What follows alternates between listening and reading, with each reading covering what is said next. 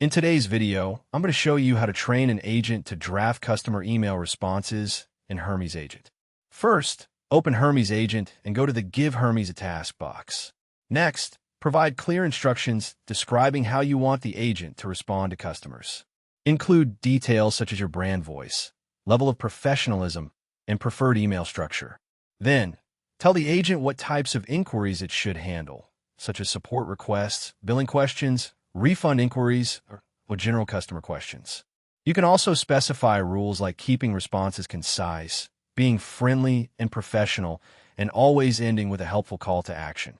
Submit the prompt and let Hermes create the agent.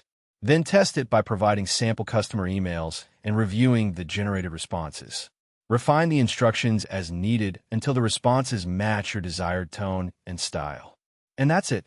You've successfully trained an agent to draft customer email responses in Hermes Agent. Thank you for watching this video.